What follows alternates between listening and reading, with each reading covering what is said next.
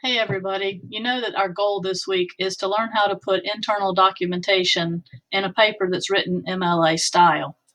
The internal documentation basically includes parentheses with an author's name and a page number. There's no comma in it, and the period goes after the final parentheses.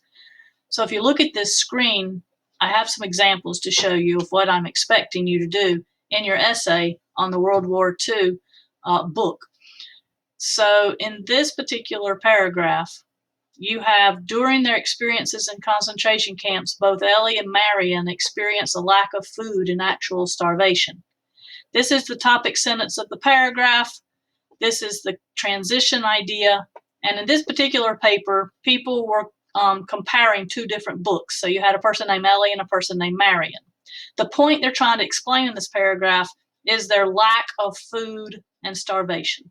So that's the topic sentence. So after I say the topic sentence, I have to keep the same order with mentioning Ellie's experience first and Marion's experience second. So the capos provide very little food to prisoners. That would be in both of their experiences.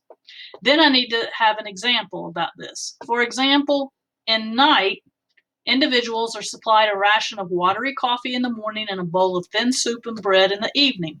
Notice that this came from the book Night, which is by Wiesel, and it actually is mentioned on page 34. So I put that at the end of my text example. And I continue, that proved my topic sentence. And I continue with the next book with Marion. In Four Perfect Pebbles, the name of the book, Marion, being young and ignorant, was greedy with her food rations. She always wanted more than what she was given. At one point, she desperately wanted sweets, so she resorted to eating sugar substitute pills. Speaking of her hunger, she commented, "I remember how greedy I was. I would even eat saccharin tablets." So this text evidence is more than one sentence, but I still just put Blumenthal, the author of the book Four Perfect Pebbles.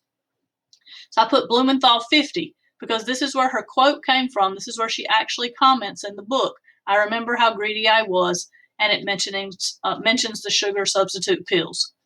So you can see that even though you have more than one sentence, you have two sentences here. You just put one citation for the example that came from page 50. Then there's a closing idea. The lack of food for both people created misery, but Ellie and Marion survived their starvation. This is the closing idea to the paragraph.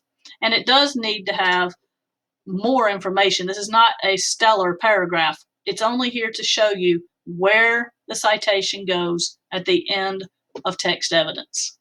So again, you put the author's last name and a page number. There's no comma in there anywhere, and you put the period of the sentence at the very end. See, at the very end. So that's the main point I'm trying to get you to understand about putting in the citations. I give you another example below from a research paper using different sources.